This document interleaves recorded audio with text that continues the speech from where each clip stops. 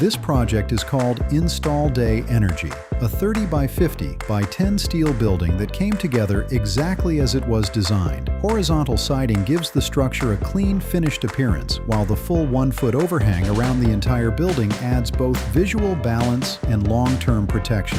Overhangs help manage water runoff, protect siding, and improve durability over time. On the door side, the design goes a step further. A 2-foot extension creates a total 3-foot overhang along that wall, adding extra coverage when pulling in, unloading, or working with the doors open, especially in poor weather. The building features 2 9x8 gray roll-up doors with Texas-style angled cuts, a subtle detail that improves clearance and sharpens the overall look.